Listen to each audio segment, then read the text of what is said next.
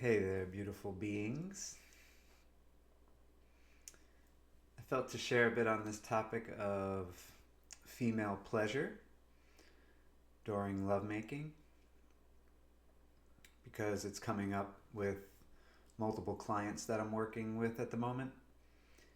And one of the key factors that's becoming very clear, which you can imagine, is that women tend to experience much more pleasure, deeper orgasms, when they feel safe and when they feel like an emotional bond, an emotional connection with their partner. And for some, that might just be like obvious, or maybe you've heard that before. But clearly, not everyone has learned that, or else I wouldn't be talking about it and I wouldn't be helping people to understand it in my coaching practice. So, when we dive a little bit deeper into that, I mean, we can see it true in any relationship, really. Even now, I'm doing talks for groups in like the corporate world where emotional and psychological safety are a big part of the conversation. And corporate world is willing to pay good money because when they see the production increase or that their bottom line increases, they're willing to pay someone to help educate their team. And it's wonderful that people are becoming aware of this because I've also seen it present in community setting. When I say community, you can also think about a family setting. And one of the big challenges that I also help people work through is, childhood traumas or inner child wounding. And a lot of that stems from childhood, the relationship that we had with our primary caregivers growing up. And if there wasn't this deep level of trust and feeling of safety, then perhaps you weren't able to express yourself in different ways, whether it be vocally or creatively. And if you just take a moment to kind of like feel into your body and who you might have this kind of safety with, it might be, a long time friend, it could be a partner, it could be a family member. And if you think on the other side, where does your body like kind of contract when you think of certain people, perhaps an old partner, a family member, someone that you got into a big fight with, for example, at work or in in another area of life. And I'm also helping to try and educate the community where I'm living now because they don't really have this understanding either of the importance of critical feedback, like having a feedback loop and working to resolve conflict. Oftentimes, just simply having a regular weekly circle tends to build that level of safety and trust within the group and the individuals that are involved in that group. So I can't stress this enough. It's not only in the setting of lovemaking, but this is kind of the topic that I started with, and it's most relevant to the coaching work that I do. So I encourage you to slow down, to learn to really practice speaking your needs, your desires, asking people to stop or to pause when things don't feel good for you. And this again can be in the bedroom or in the boardroom. It doesn't really matter.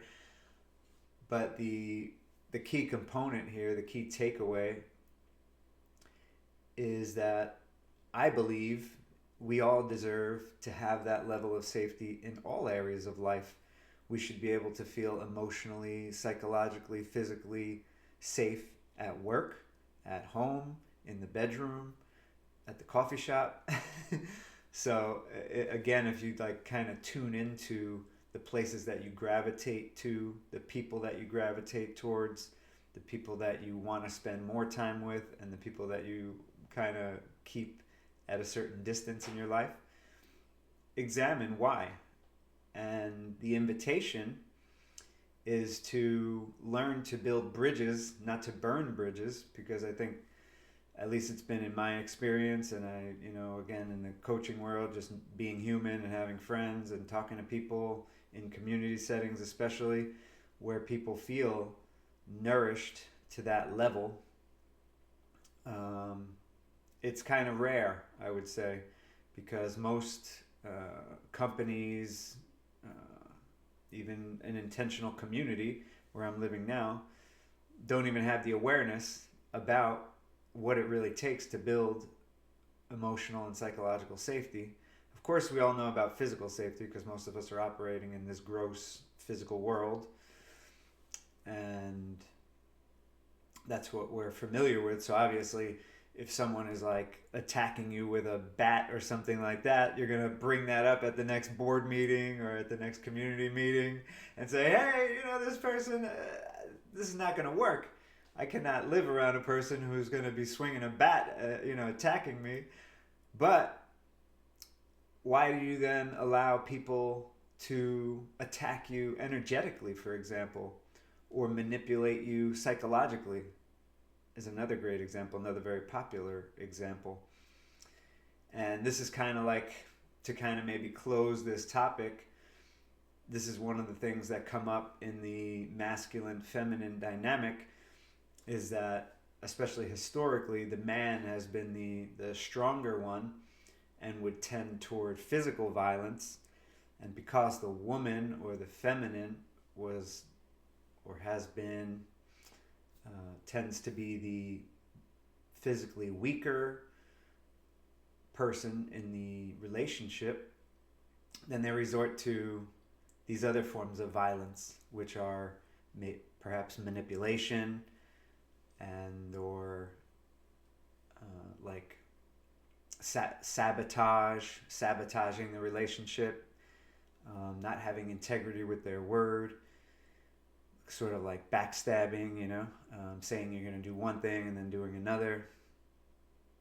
And these are ways that basically at the end of the day, trust is not established. And one of the great quotes that I've heard, it's actually something that I believe originated in the Netherlands. It's in Dutch. I don't know exactly how to say it in Dutch, but the essence of it is that trust comes in on foot but goes out on a horse. So it brings up some emotion to even say it, because I know it to be so true. And it's what I want to leave you with, is that it's so precious to have trusting people in your life. And I think it's so sad that people are so glued to their devices and putting all this energy and time into connections that perhaps will never really nourish them on a soul level, and they can't even have that kind of level of presence and devotion to a relationship. Let's use again the romantic relationship, or even like a parent-child relationship, which is a little bit difficult because the child is not able to regulate their own emotions initially. So, but then when that initial relationship of the caregiver child is not established in a healthy way, oftentimes that pattern carries forward into adulthood, and it's the reason why there's so much disharmony in relationships, or it's one of the primary reasons, because we didn't learn that model as children. I often have clients tell me, I don't have a frame of reference for that. I'm really interested. I'm really curious. I'd love to learn how to do that, but I've never experienced that, and it's quite sad. So that's why I felt called to share this with you and maybe go a little bit deeper into the topic. So for those who really can't grasp it, or emotional intelligence is a term that's thrown around all over the place today, but what does it really mean? It means being in tune with someone else's emotions. And one of the core practices that you can do to establish that is to sit in a circle, and two people makes a circle.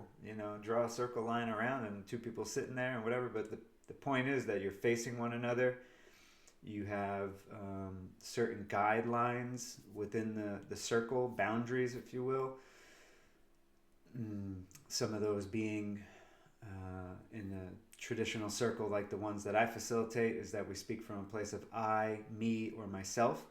We avoid speaking like in ways of like you, which tends toward blame, or speaking about like we or us or humanity, like these bigger topics, speaking for everyone on the planet sort of thing.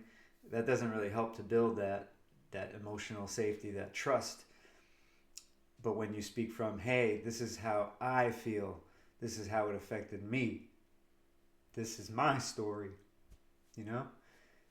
it brings up something for me, because I think oftentimes, especially in relationship, I find it like now that I've like kind of come full circle in terms of relating, and I'll go into that another time because that's a long story, but full circle meaning that like now I realize that that's where the foundation of a relationship is built.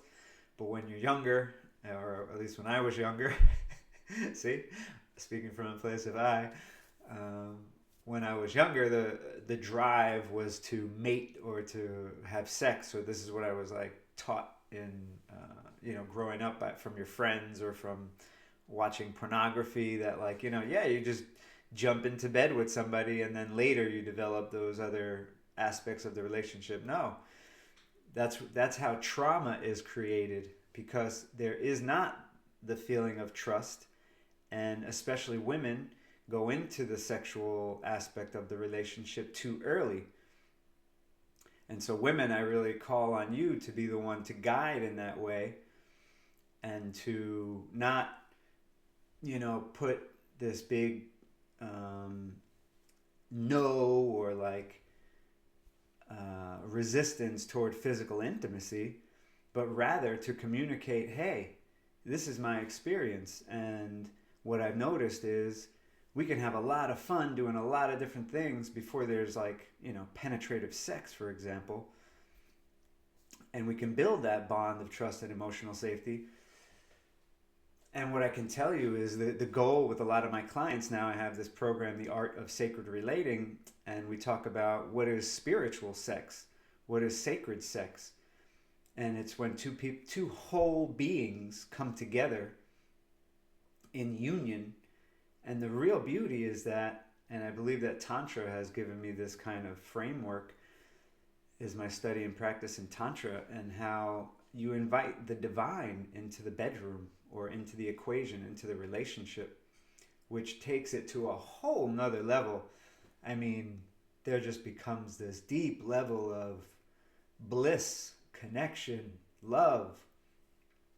And, the physical part is sort of one small part of that whole spectrum, because we are multidimensional beings. We have a physical body, a mental body, a spiritual body, an emotional body.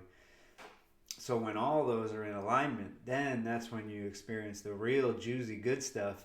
And especially for women, like if you're having trouble in the bedroom, this is a pretty good possibility why that might be, is that you have not learned to develop this part early on in the relationship and go too quickly into physical intimacy.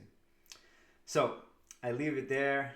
I hope that helps some of you to understand perhaps what's happening in the dynamics of your relationship, and furthermore where the roots of that dynamic may have come from. Usually it's from early on in life, in childhood.